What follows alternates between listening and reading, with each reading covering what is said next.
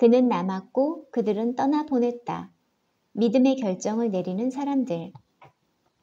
누가복음 8장 34절과 37절에서 39절 말씀입니다. 누구와 예수님이 함께 하시는가? 사랑하는 성도 여러분, 오늘 본문은 우리에게 아주 중요한 질문 하나를 던집니다. 같은 예수님을 보았지만 왜 어떤 사람은 예수님을 따르려 하고 어떤 사람은 예수님을 떠나가라고 할까요? 우리는 누가복음 8장에서 두 가지 서로 다른 반응을 보게 됩니다. 한 사람은 귀신 들려 고통받다가 구원받아 예수님을 따르겠다고 간청합니다. 다른 사람은 예수님의 능력을 보고도 두려워하며 예수님께 떠나달라고 합니다. 같은 사건을 보고도 전혀 다른 두 반응. 오늘 우리는 이 차이가 어디서 오는지를 함께 살펴보며 우리 자신은 과연 어떤 믿음을 가진 사람인지 돌아보는 시간을 가지려 합니다. 같은 예수님, 다른 반응. 첫 번째, 거라사 사람들의 반응. 예수님을 떠나보낸 사람들. 돼지를 치던 사람들이 귀신 들렸던 사람이 온전하게 된 것을 보았을 때 놀라움과 두려움이 밀려왔습니다. 그리고 그 다음 반응은 충격적입니다. 그 지방을 떠나달라고 간청하였다. 왜 그랬을까요? 경제적 손실 때문입니다. 예수님으로 인해 수많은 돼지떼가 절벽으로 떨어져 죽었습니다. 그들에게는 귀신 들린 한 사람의 회복보다 자기 소유의 손해가 더 크게 느껴졌습니다. 또한 두려움 때문입니다. 예수님의 권능 앞에서 그들은 하나님을 찾은 것이 아니라 예수님이 더 이상 자기들의 삶에 개입하지 않기를 원했습니다. 그들의 마음은 마치 길가밭 같았습니다. 하나님의 말씀이 떨어졌지만 돌처럼 굳은 마음과 세상 걱정과 돈에 대한 집착이 그들의 믿음을 막아버렸던 것입니다.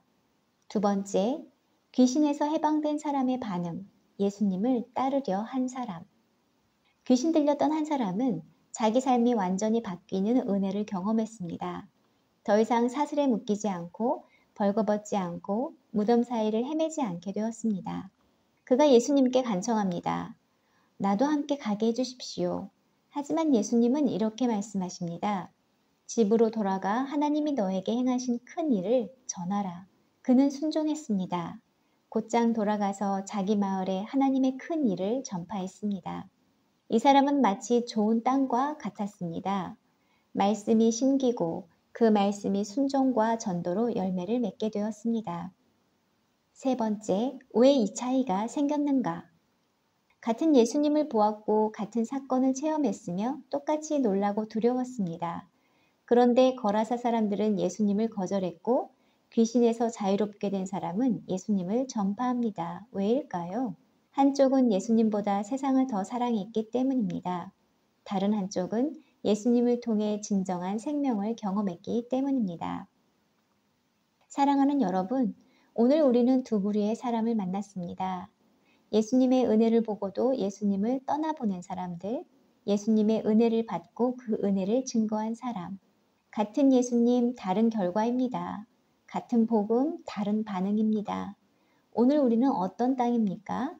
말씀이 떨어질 때 세상 염려와 욕심으로 막아버리는 돌밭입니까? 아니면 은혜를 받고 순종함으로 열매를 맺는 좋은 땅입니까? 오늘도 예수님은 우리 삶에 찾아오십니다. 우리에게 구원의 기쁨, 회복의 은혜를 주십니다. 그리고 말씀하십니다. 이제는 내 자리에서 하나님이 하신 일을 전하라. 우리도 그 사람처럼 주님께 이렇게 말해야 합니다.